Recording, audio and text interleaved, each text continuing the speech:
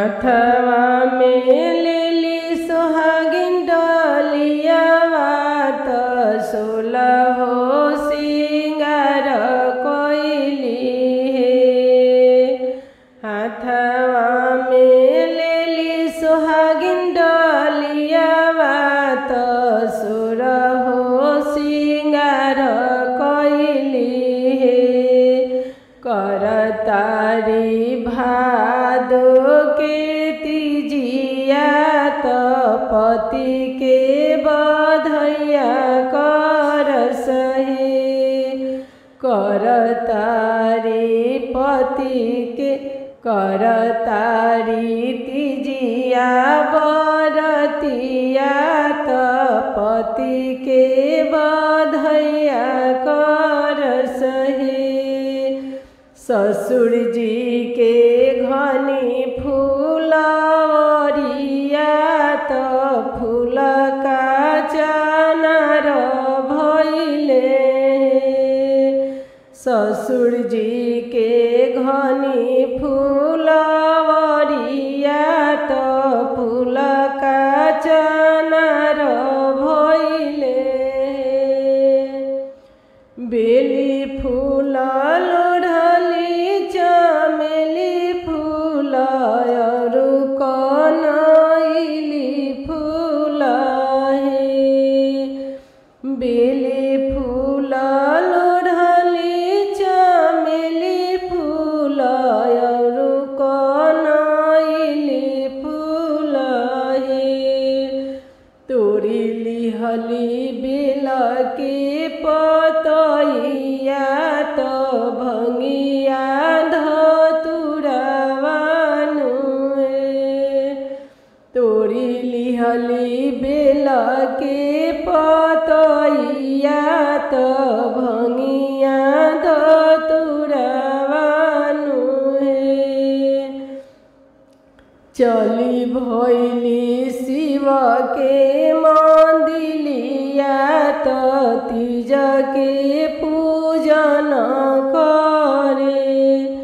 चली भैली शिव के मंदिलिया त तीज के पूजन करे।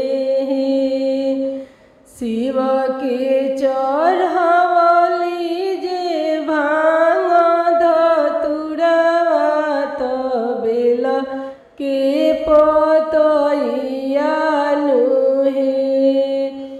गौरा गले डाली दिहली हरावा त सोलहो सिंगारवा नु हे।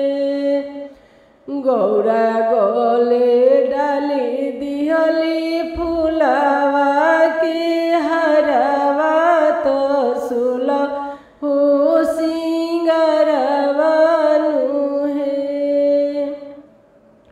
घुरुमी घुरुमी सुहागिन पूजेली शिव चरण छुएली हे। घुरुमी घुरुमी सुहागिन पूजेली शिव के चरण छुअस हे। कैले बानी तीज के बरतिया त बर हम मांगतानी हे। कैले बानी तीज के बरतिया त बर हम मांगतानी हे। जैसन रही शिवजी गौरा संगे ओइसन हमें वरदान दीही हे। जैसन रही शिवजी गौरा संगे ओइसन हमें वरदान दीही हे। मांगतानी स्वामी जी के लमहर उमरिया त सिंदूराय मर मांगी हे।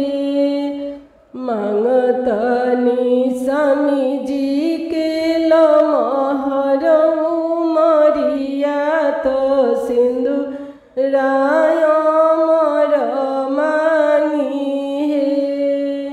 नैहर में मांगी भाई भतीजावा तो ससुरा में सास ससुर है।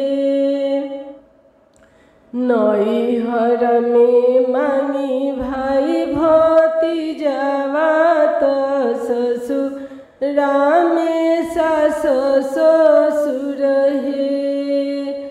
गुदिया में मांगी ले गणेश पुत्र तीज के व्रत कोइनी है। गुदिया में मांगी ले कार्तिक पुत्र तीज के व्रत